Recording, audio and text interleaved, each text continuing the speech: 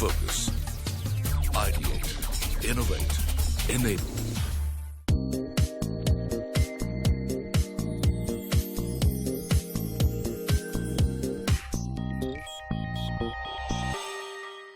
Hello and welcome to another episode of our special series called Center Stage right here on CNBC TV18. I'm Sumit Lakhotia. Now throughout this series we'll be traveling around the country to meet some successful entrepreneurs, those who've dared to dream big and who've carved out a niche for themselves in their respective fields. We'll be peeking into their journeys and also finding out how they continue to strive for excellence and perfection.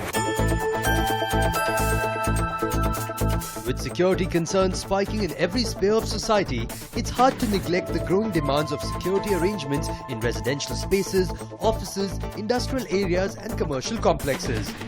The increasing need for making our surroundings secure and safe has come to serve as an advantage for the private security services industry in India. Considered to be one of the sunrise sectors of the economy, private security services is gaining traction not only among homegrown players but also among global giants who are set to make huge investments into it. However, like any other sector, the private security services industry is also faced with various challenges relating to compliance, regulation standards, supply management and so on, acting as a hurdle in unleashing the real potential of this industry. On this episode, we put the spotlight on a security services provider company, SIS. Security Intelligence Services was started in 1974 by former journalist R.K. Sinha. In 2002, he was joined by his son Rituraj Sinha to carry the legacy forward. With an undying spirit and a strong determination to succeed, Rituraj shouldered all the responsibilities that came his way and left no stone unturned to redefine the essence of his father's dream.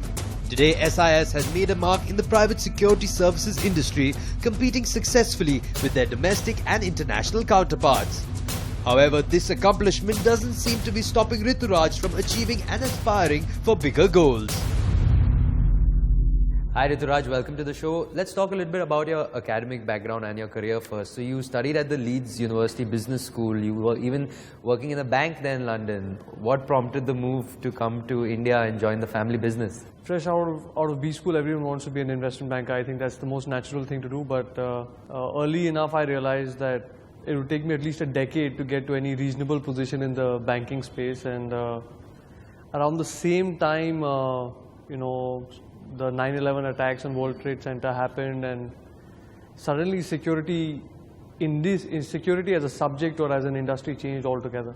And around the same time, my father was also keen that I come back. So when he spoke to me about it, I think I just lapped up the opportunity. So your father started the business in 1974 and you've seen his full journey, the step-by-step growth and all of that.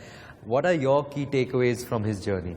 Oh, many. I think whatever understanding I have of the business is purely from my father. And he's devoted almost 40 years to building not just SIS but also what the security sector is, because he started out very, very early in 1970s. And so many things that, he's been saying in a very casual manner are pearls of wisdom actually from this sector's perspective. Like I remember, when I just joined the space, he used to often tell us casually, that security एक ऐसा sector है जहाँ पे factory लगे या factory बंद हो, security की ज़रूरत हमेशा रहती है. Yeah.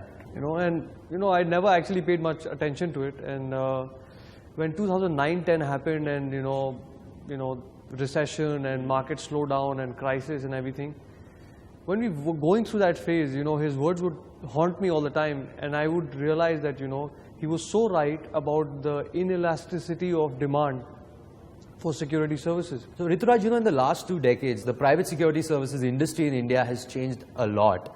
What do you think are some of the turning points, the main turning points for the industry in the country? Well, I think one big turning point for the global security industry was September 11 attacks on the World Trade Center. I think that changed things a lot. In India, I think the other big change has been the enactment of the Private Security Agencies Regulation Act in 2005, which took 2 to 3 years to actually, really find, footing in terms of implementation across states. I think these two have been the big, turning points for the sector in the last 2 decades. Talking about the global security services market, now Asia Pacific accounts for about 10% of the global market. What's your thought on the importance of this sector, this region on the way ahead compared to Europe and maybe in America? You know, the global security industry is over $200 billion US. More than 70% of this market actually is North America and Western Europe. The North American and the Western Europe market are growing at 2 to 3% on an average, real growth. APAC and other emerging countries are growing at 12 to 14% per annum. So what looks like 10% of global market today, by 2025 it will look like 22 to 25% of global market. So I think APAC is possibly the best place to do security business as of now. Talking again India-centric, the way ahead, what do you think is the future growth prospects in the private security space, the man guards and the cash management services? What's most fascinating is that it's not a particular segment that is growing and expanding very well. In fact, the guarding segment continues to grow at 15 to 18% per annum. And that's like the major chunk of the Indian private security industry, with almost a 70% contribution to the total pie. The other big piece that's evolving very, very rapidly is the cash management space. It's growing at as much as 30 to 35% over the last 4 or 5 years. Tremendous opportunity with push on inclusive banking and other things. Electronic security is also scaling up again very rapidly with not just homes and corporates adopting it, but also police and public infrastructure, going into city surveillance and smart cities. I think the opportunity is just phenomenal. Okay, I'm going to go now to the flip side of all of this, because it's a very labor-centric industry, and there are certain problems that you talk about, people talk about, which is, getting good quality labor, compliance, regulatory framework, all of those issues. How do you think the country on a whole should work towards overcoming these challenges that the industry is facing? I think that there is no dearth for good quality manpower for good employers in this sector, like in any other sector. So, for example, SIS on average has been recruiting anywhere between 22 to 28,000 people in the last 3 years. We recruit, train and certify. And we believe that with the kind of investment that we have done in recruitment and training facilities across India and our sourcing channels, everything, I think manpower supply is not an issue for us. Right. Coming to the next point which you raised about regulatory aspects, I think this industry needs regulation. We need to have a level playing field. So implementation of PASARA and regulation is only good for the sector, and we are all for it. I think the level of compliance in this space is below par, and industry needs to self-regulate. The larger players have made a big move in the last 5 years towards self-regulating and fixing the issues that we've had. And I can clearly see that the entire sector is actually moving towards higher compliance standards. Rituraj, it's time for a very short break. Don't go anywhere. We'll be right back, because on the other side, we're talking to Rituraj about the SIS story. We'll be right back.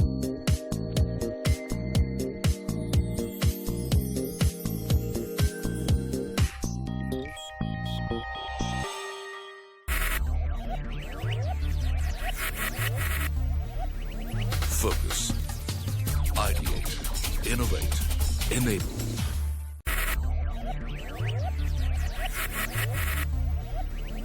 Focus. Ideate. Innovate. Enable.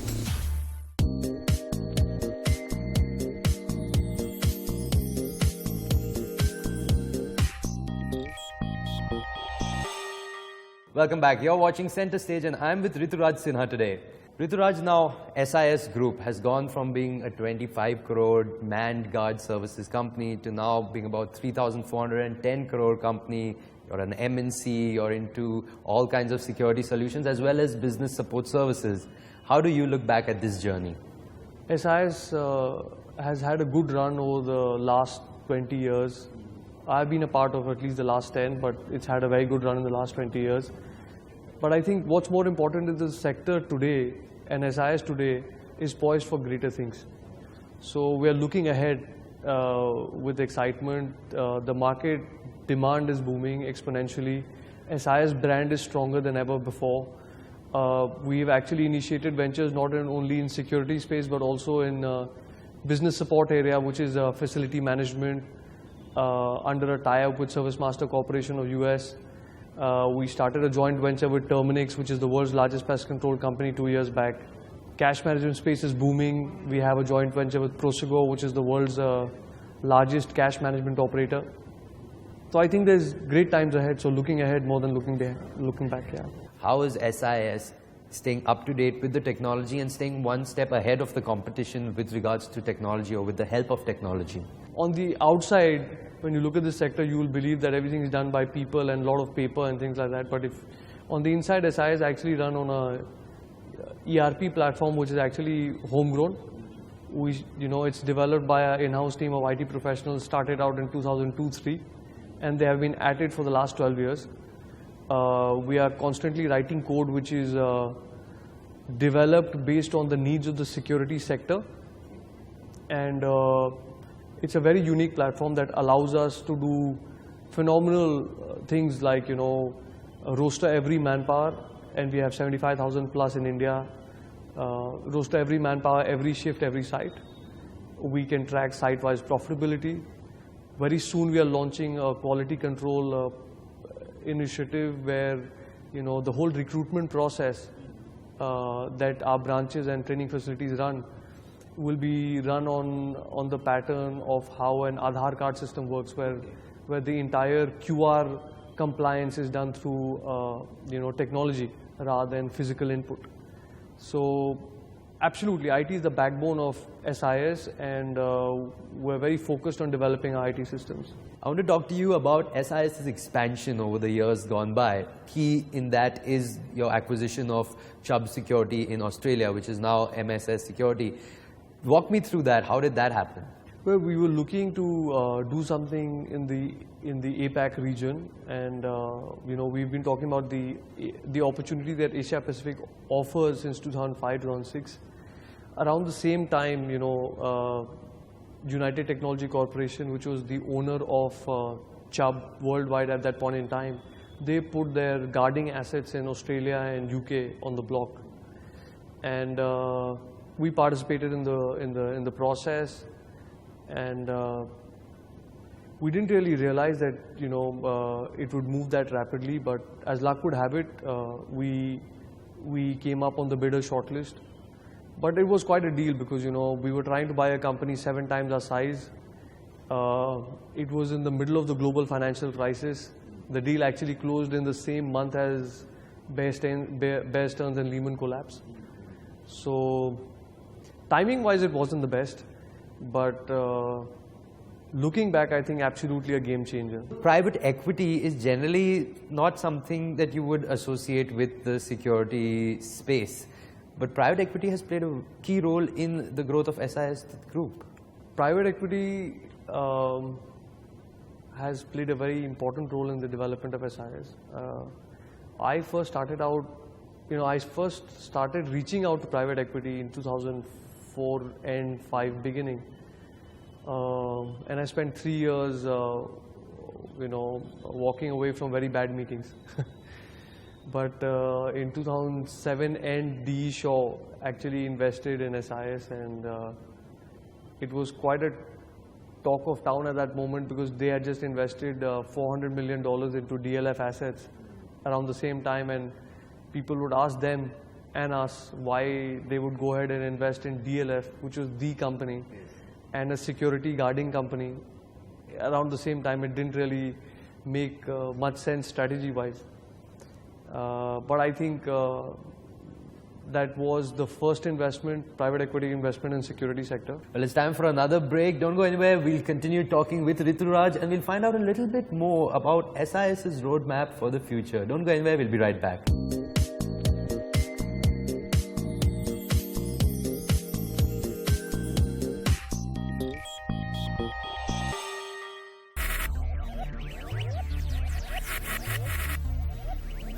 Focus.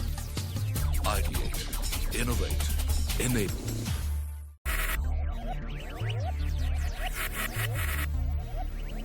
focus. Ideate, innovate, enable.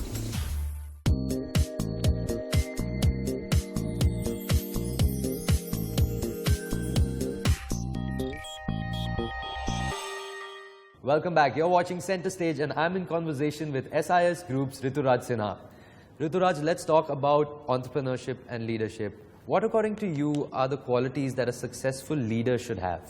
What I've read and understood in the last 12, 13 years that I've been with, trying to develop SIS, I think having a broader vision is extremely important. You know, what you intend to do in the next 5 to 10 years. I think that's important for leadership because, you know, the people working with you expect to understand that.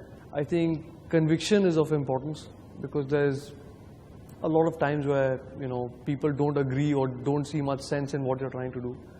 So I think conviction in your ideas is critical. I think building the right team and carrying your team is extremely important if you want to be a successful entrepreneur or a good leader. I think you can't do it by yourself. So I think you're only as good as your team is. So what's your leadership style? I mean, are you the perfectionist? Are you like always behind your managers, or are you leave them to do their own bit and let them come back to you when they need your help and your guidance? Well, I try not to micromanage things too much, but I think I really don't have a particular leadership style. I think it's still evolving. But I like to develop, work on strategy. I think that bit I enjoy a lot. But at the same time, I can be quite painful when I'm chasing a project and I end up micromanaging things at times. But I think the kind of talent and managers that are there with SIS today, I think I'm having to do less and less of that. Your father was a first-generation entrepreneur. He started the company in 1974. So I'm sure, obviously, he's been one of your major mentors and he's been a guiding light to you throughout your career. Any other mentors that you have? Well, I've learned a lot from a wide variety of people, and I've also been very fascinated reading up about successful leaders. Yes. So I've done a lot of those readings. So I think it's a mix of everything. I think learned a lot from my father, learned a lot from seniors in SIS. Who I have had the good luck of working with. I've learned a lot from successful Indian entrepreneurs, you know, reading about their journeys and how they have carved a massive success story for themselves. So I think there's tremendous amount of inspiration all around. You just have to look in the right direction.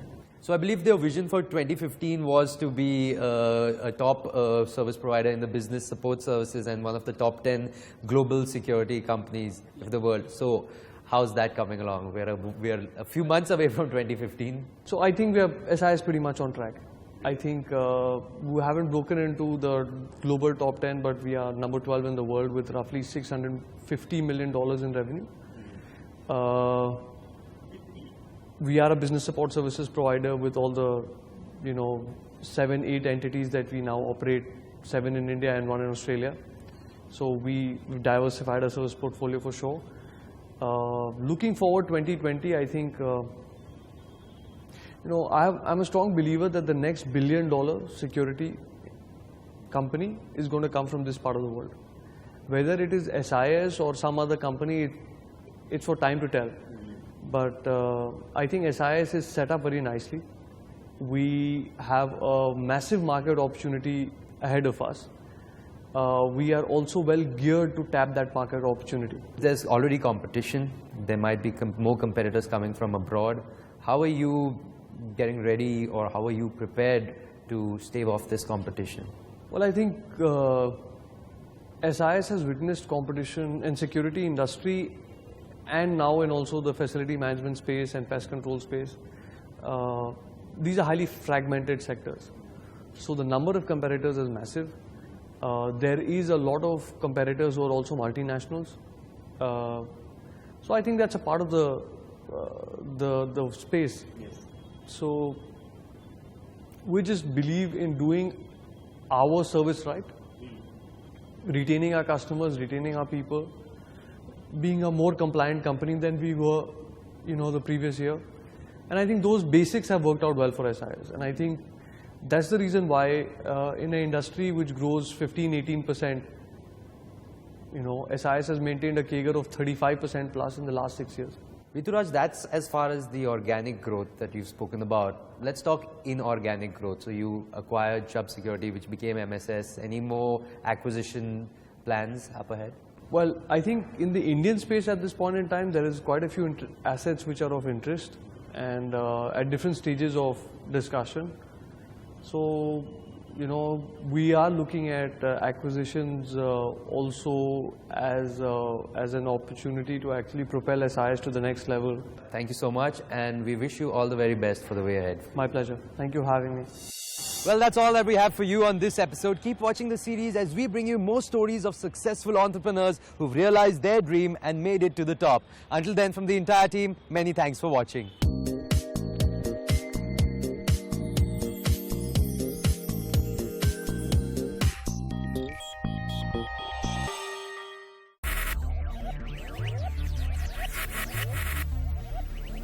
Focus. Ideate. Innovate. Enable.